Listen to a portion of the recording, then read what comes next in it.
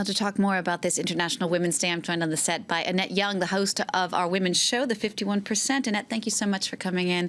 When we see reports like the one we just saw, it really helps you understand why we still really need an International Women's Day today in 2017. It is sad, isn't it? Here we are, 17 years, Jeannie, into the 21st century, and yet we have only come so far. And as we saw there, that's a sign of yet some other sort of sad statistics that you find out when you do a state of the nation, if you like, as to where women are across the world. For instance, worldwide, more than 1 in 3 women will experience either sexual or domestic violence at some time in their lives. So obviously on that front, we've got a long way to go.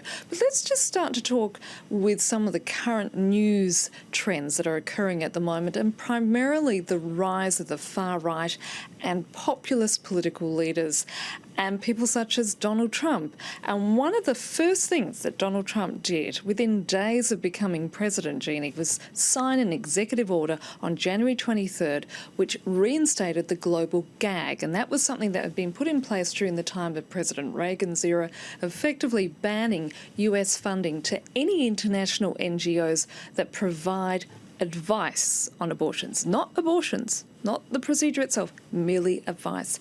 And as a result, a number of European nations have come forward and now talking about basically breaching that shortfall in funding. But again, those are sort of themes that we see with populist politicians.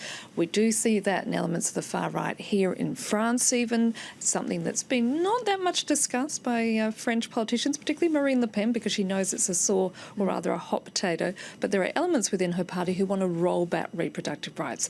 Okay, so where do we stand in terms of the state of the nation? Well, obviously the gender pay gap is still an issue. And here in France, for instance, it's around 25%. Talk about women's sports. For instance, in Britain, women's sports only make 7% of all sports coverage. And again, that's a figure very similar you'll find in the US. These are two countries that we know love their sports. Women just make up 7% of directors in the top 250 top grossing US films. And in politics, only 23% of parliamentarians are women. Women are much more likely to live in poverty than men. They're more likely to be hardest hit by the effects of climate change.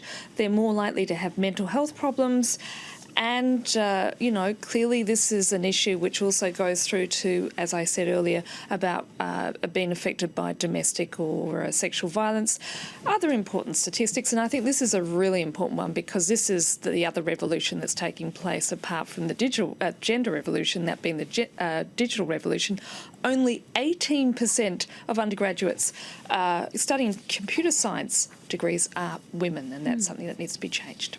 What about on the other side of things, Annette? What advances have been made for women today? Well, coming back to the universities, there is, however, while there's still very few women in the STEM area, however, we are witnessing the highest number of women ever in universities. And that's not just in the developed world, that's in the developing world, which is really crucial. Apparently, somewhere in the order around 100 million women are expected to enter the workforce in the next 20 years or so, with UN Women estimating that by advancing women's equality in the workforce, having more women in the workplace, that itself could boost global GDP by US $12 trillion.